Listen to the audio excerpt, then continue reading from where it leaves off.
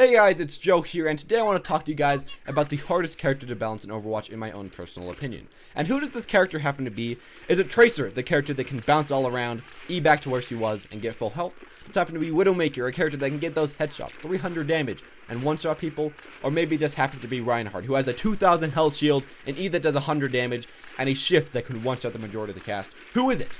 Well, in my own opinion, it happens to be actually Pharah. And why exactly is Pharah so hard to balance? Well, hopefully I can go into that a little bit here. And of course, just talk about how strong of a character she is, and of course, two other characters that in the end just make her a very hard character to balance. So let's first off just talk about Pharah and why she's so good. Well, I'd say first off, she's really good because she probably has one of the best projectiles in the game. It's a rocket that shoots at a decent speed, has a really big radius, and does about 100 damage to everyone that it hits, which is just insane. As well with that, she can fly into the air, get really good positioning, and of course just shoot people from above. It's also very hard for the majority of the cast to actually hit her. Junkrat really can't do way too much, Zarya for the most part can't hit her way too often, and of course Tracer, if she's just way above, you can't do way too much, so she does really well there. As well with all of this, she does have that E, can push people off the ledge. And yeah, her damage, her mobility, and just some of her jank is just very strong. And she ends up just being a very powerful character, and especially a very powerful character for having a projectile. Now, why does this really all matter? Why does telling you that she's strong make her hard to balance? Well, it's the fact that later on, I essentially want to say is that it's very hard to actually counter this character without hard countering her. Without the Overwatch team making her almost unusable by countering her.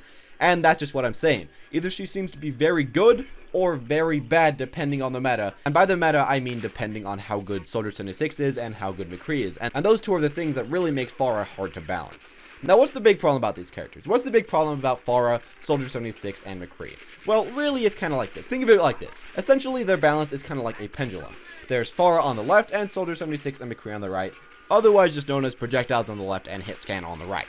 If you happen to buff the AoE, the long-range projectiles on the left, it'll make so that the right doesn't really have that much use. It'll make so that the left actually happens to counter the right. The projectiles can just control too much area on the ground, can stop the hit scan people from coming in at all, and really can just demolish everyone on the right side of the spectrum, and kind of just everyone else as well. But if you happen to buff the people on the right, the hit scan people, this kind of happens as well. Once you buff them, it makes so that the hit scan people can just shoot Pharah out of the air before she can even start to get her damage out, and take her out a lot more consistently than she can take them out. This just kind of happens both ways depending on who you buff and who you nerf. The other one will just take the other one out more consistently, or just do more damage than the other one, or just completely destroy the other one, depending on what side is buffed and what side is nerfed. And this seems to be what's been going on for quite a while. Now for some actual example of this, let's go back just a little bit to when McCree had that buff where he had that 70 range of no fall off damage, which was just insane. At that time, McCree could just snipe people from super far away, and of course having a Pharah in the air was nearly no problem at all. Pharah would be trying to shoot those projectiles, trying to kill McCree from far range, when McCree could just easily walk out of cover,